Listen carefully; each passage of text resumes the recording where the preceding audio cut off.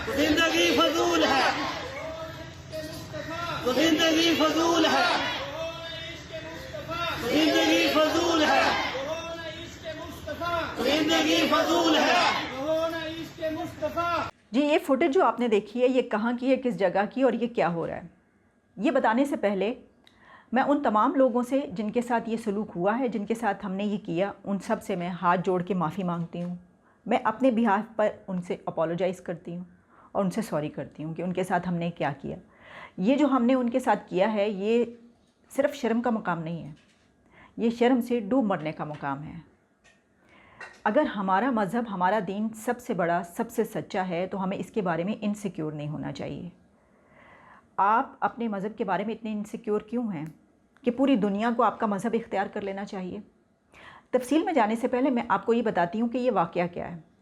ये वाक़या ये है कि पाकिस्तान का शहर लाहौर, उसके बीचों बीच एक हॉस्पिटल है और उस हॉस्पिटल के अंदर एक चर्च है। वो चर्च जहाँ पर अक्सर इतवार के रोज़ इबादत होती है, क्रिश्चियन कम्युनिटी वहाँ पर जाती है और अपनी इबादत करती है। हुआ क्या कि अचानक वहाँ पर लोग इबादत कर रहे थे कि उस हॉस्पिटल की नर्सेज़, बड़ी तादाद उनकी औरतों की जो कि नर्सेज़ हैं, वहाँ पर काम करती हैं as a nurse, as a sister. वैसे तो मेरा ख्याल है कि उनको सिस्टर कहना भी गलत होगा, जो काम उन्होंने किया है। वो उस चर्च के अंदर एंटर हो गई हैं बग़ैर परमिशन के, बिना पूछे, और वहाँ पर जो है एक तरीके से उन्होंने हमला कर दिया, उसमें अंदर दाखिल हो गई और वहाँ पर जाकर उन्होंने उनको पीछे हटा दिया। वो जहाँ पर जो लोग इबादत कर रहे थे वो बेचारे एक कोने में जो है बैठ गए और उन्होंने अपनी नाते पढ़ना शुरू कर दी। इन नर्सेज़ ने अपने नाते पढ़ना शुरू कर दी ऊंची ऊंची आवाज़ में, जिस तरह अपनी इबादत शुरू कर दी। चर्च के अंदर जाके वो अपनी इबादत कर रही हैं। और सिर्फ यही नहीं किया, ये ऐसा नहीं है कि उन्हें चर्च में जाकर अपनी इबादत करने का शौक़ हो, नहीं, इसके पीछे एक टारगेट था, इसके पीछे एक मकसद था। और वो मकसद ये था कि वहाँ पर मौजूद लोगों को, उन लोगों को ये कहा गया कि आप हमारा मज़हब इख्तियार करना होगा, आपको, आप सब मुसलमान हो जाएं।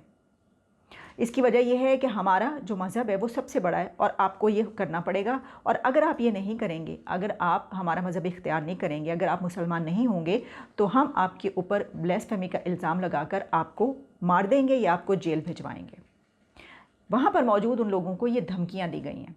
और उसके बाद ये सारा ड्रामा, ये सब कुछ करने के बाद बड़े आराम से वो ख़वातीन और उनके साथ बड़ी तादाद मर्दों की बाहर निकले हैं, और बाहर निकल कर जो है वो नारे लगाते हुए, अपने मज़हब के, इस्लाम के नारे लगाते हुए वो बाहर इस तरीके से निकले कि जैसे वो ग़ज़वा हिंद करके और किसी मुल्क को फ़तह करके आ रहे हैं। बिल्कुल ऐसे ही महसूस हो रहा है ना, कि जिस तरह हाथ ऊपर कर करके नारे लगाए जा रहे हैं। ये कैसे हो सकता है? आप ये नहीं कह सकते कि ये किसी दूर दराज का गाँव है जहाँ पर ये हो गया। सिर्फ बात यहीं पर ख़त्म नहीं होती कि ये सब कुछ हुआ। एक तो ये कि क्या ये बग़ैर प्लानिंग के हुआ है? ऐसा नहीं है, इसको पहले प्लान किया गया होगा इस वाक़े को। उसके बाद उन मर्दों और औरतों ने, और पता नहीं उनके पीछे कितने और लोग हैं, ये किया होगा कि हम इनको बताते हैं, इनकी ऐसी की तैसी, ये सब करके किया होगा ना कि ये जो हैं ये हमारे ख़िलाफ़ दूसरे मज़ाहिब के जो लोग हैं वो करारदाद पास करवाएंगे, रेजोल्यूशन लाएंगे हमारे इस कानून को ख़त्म करने के लिए, ब्लास्फेमी लॉ को ख़त्म करने के लिए। तो अब हम इनको बताते हैं कि हम इनके साथ क्या करेंगे। जो इसके पीछे एक सोच नज़र आ रही है, जो इसके पीछे एक माइंडसेट नज़र आ रहा है, वो ये है। वहाँ पर प्लानिंग के साथ गए हैं ये। और उसके बाद हुआ क्या, जो अभी तक सामने चीज़ें आई हैं उसमें हुकूमत की तरफ से जो मौक़िफ़ है वो ये है कि कोई बात नहीं, कोई मसला नहीं है, वो बस उसको जो है वो पुलिस ने जो है, पुलिस पहुंची है, उसने दोनों जो ग्रुप्स हैं उनके बीच कॉम्प्रोमाइज़ करवा दिया है, कॉम्प्रोमाइज़ करवा दिए, ये रिज़ॉल्व करवा दिया मसला। अगर किसी मस्जिद में कोई Christian group, Ahmadi group, Hindu लोगों का ग्रुप, या कोई एक भी आदमी, ग्रुप को आप छोड़ दीजिए, किसी मस्जिद में कोई एक अहमदी, हिंदू, मुस्लिम, सिख, ईसाई, कोई दूसरे मज़हब का दाखिल होगा और वहाँ पर जाकर ये करेगा, वहाँ पर जाकर वो किसी एक को भी ये कह देगा कि तुम मेरा मज़हब इख्तियार कर लो, वो ज़िंदा वापस निकलेगा उस मस्जिद से? ऐसा मुमकिन ही नहीं है। आप तो मामला कोर्ट तक ही नहीं पहुँचने देंगे, वो तो वहीं पर मारा जाएगा। आपने दो ऐसे ग्रुप्स जो कि बराबर हैं ही नहीं, आपने उनमें पैचअप कैसे करवा दिया? पैचअप तो ये है ही नहीं, इसको पैचअप आप कह ही नहीं सकते। कॉम्प्रोमाइज़ यानी जो मज़लूम है उसको आपने कॉम्प्रोमाइज़ करवाया है। ये इसके ख़िलाफ़ कोई केस, उन औरतों के ख़िलाफ़, उन मर्दों के ख़िलाफ़ कोई केस क्यों नहीं कटा भाई? ये केस आगे क्यों नहीं बढ़ा? उनको जेलों में क्यों नहीं डाला? उनके ऊपर आपने केस चला के उनके ख़िलाफ़ मुकदमा क्यों नहीं चलाया? आपने ये मामला अदालत तक क्यों नहीं पहुंचा? इसलिए कि आपने मामला बदनामी के डर से मामला ख़त्म कर दिया। हुआ क्या होगा कि मज़लूम कौम, जिसका कोई वली वारिस नहीं, जिसका कोई पूछने वाला नहीं, वो तो बेचारे डर के हाथ बांध के खड़े होंगे कि हमने तो कुछ नहीं किया, हमें कुछ ना करना। और जो दूसरे लोग जिन्होंने हमला किया है, जो मुसलमानों का ग्रुप वहाँ पे पहुँचा है, वो ये कह रहे होंगे कि हमने सही किया है। और जिसने कॉम्प्रोमाइज़ करवाया उनको भी वो कह रहे होंगे कि हम देखते हैं इनके साथ करते क्या हैं, हम बिल्कुल ठीक कह रहे हैं, इनको ये करना पड़ेगा, नहीं करेंगे तो हम और लोग ले आएंगे। ये हुआ होगा। और आपने उनसे माफ़िया मांगी होंगी जिन्होंने हमला किया, जिन्होंने ये सब किया ना, उनसे माफ़िया मांग के कि यार इस वक्त बदनामी बहुत हो रही है, पूरी दुनिया में ये फुटेज जाएगी, पूरी दुनिया में पहले ही हमारे ऊपर रेजोल्यूशंस पास हो रही हैं, तो इस तरह ना करो। इस तरीके से आपने ये करवाया और आपने एक मज़लूम के साथ आप ये इंसाफ देंगे। आपका मज़हब, आपका इस्लाम आपको ये सिखाता है कि अगर कोई ऐसा वाक़या हो जाए और किसी की जो इबादत गाह है उसके ऊपर अगर हमला हो और उसके बाद आप ऐसा करें कि दोनों के बीच कंप्रोमाइज़ करवा दें, सज़ा देने की ज़रूरत नहीं है, क्योंकि जिसने ये काम किया है वो मुसलमान है, इसलिए सज़ा नहीं दी जा सकती। ये सिखाता है आपका मज़हब आपको। ये जिस तरह मैंने कहा कि बहुत ही अफसोस की बात है, और ये कोई पहला तो मौका है ही नहीं, ये पहला मौका नहीं है। देखिए इसके पीछे जो माइंडसेट है वो ये है कि अच्छा ये रेजोल्यूशन आई हमारे ख़िलाफ़, अब देखो हम क्या करते हैं, हम दिखाते हैं इनको कि हम हैं क्या। अगर आप, मुझे ये समझ में नहीं आती कि जो मदरसों में लोग पढ़ाते हैं बच्चों को, अभी तक आपको समझ नहीं आई कि वो बच्चे जब बड़े होते हैं तो उनका माइंडसेट ही होता है। आप तो उनको कहते हैं कि आप दुनिया की सबसे अच्छी कौम है, आपका मज़हब दुनिया का सबसे सच्चा मज़हब है, और इसके अलावा बाकी सब झूठे हैं, बाकी सब इस लायक ही नहीं है कि वो ज़िंदा रहें, वो इस दुनिया में रहें। और इस वजह से जो क्या होता है, इस वजह से ये होता है कि आपके जो बच्चे बड़े होकर उनका वही माइंडसेट होता है, वो तो कहते हैं कि हम मार देंगे दूसरों को। अब इसका मतलब है कि फ़्रांस की जो रेजोल्यूशन है उसके बाद पाकिस्तान में ये इसमें ज़्यादा शिद्दत आएगी। और आप जो कह रहे थे, जिस तरह मैंने ये अपना जो पिछला वीलॉग था मैंने उसमें क्या कहा था, मैंने उसमें कहा था, बताया था कि जी उलमा कौंसिल के लोग चेयरमैन जो हैं वो भी यही कह रहे हैं, हुकूमत की तरफ से भी ये आ रहा है कि शिद्दत पसंदी में तो कमी आई है। ये शिद्दत पसंदी में कमी आई है, इसको छुपाने की कोशिश क्यों कर रहे हैं? इसलिए कि इस वक्त हमारे खिलाफ पूरी दुनिया में ये चीज़ें चल रही हैं, और वो जब ये उन तक बात पहुँचेगी तो वो ये कहेंगे कि देखिए हम तो सच कह रहे हैं। शिद्दत पसंदी में ये कमी आई है कि आपके इतने बड़े शहर में दिन दहाड़े ये हो रहा है, और इतना बड़ा ग्रुप, कोई एक का मामला नहीं है ये। और जिस तरह मैंने कहा कि ये पहली दफ़ा तो नहीं हुआ। देखिए दूसरे मुल्कों का, आप इतने इनसिक्योर है अपने मज़हब के बारे में, अब आप देखिए कि दूसरे मुल्कों के लोग जो हैं, दूसरे मज़ाहिब के लोग, वो बिल्कुल भी इनसिक्योर नहीं है अपने मज़हब के बारे में।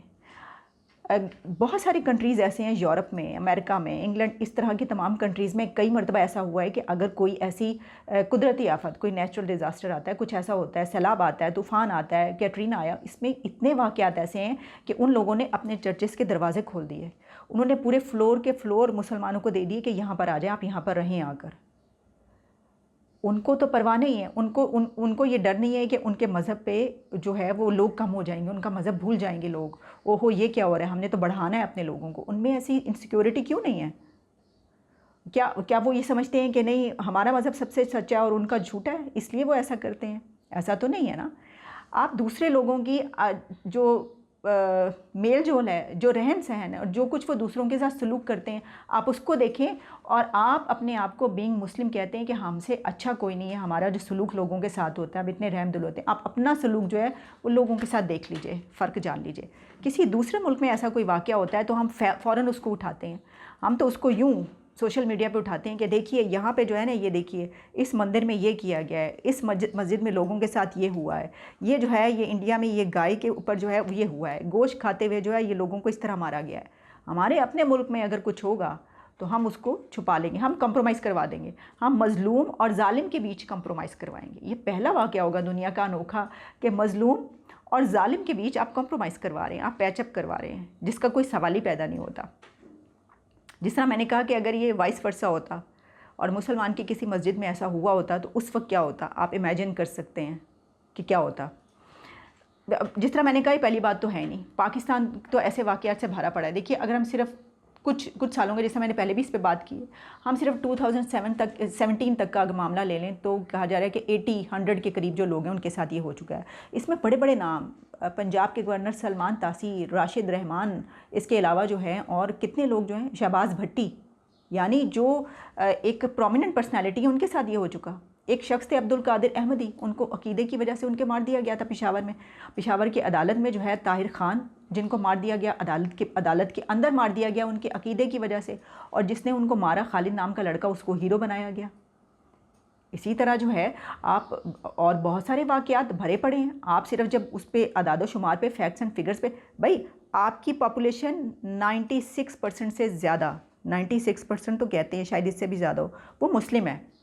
3 से 4% लोग पाकिस्तान में दूसरी कम्युनिटीज़ के हैं, जिसमें हिंदू, सिख, ईसाई, क्रिश्चियन और अहमदी मौजूद हैं। पारसी शायद 2-4 हों, वो भी आपसे बर्दाश्त नहीं हो रहे, हमसे वो भी बर्दाश्त नहीं हो रहे। हम कह रहे हैं कि नहीं, डाइवर्सिटी क्यों है इतनी, ये तो बहुत ज़्यादा दूसरे लोग हैं, सिर्फ मुसलमानों को होना चाहिए, हम ये कह रहे हैं।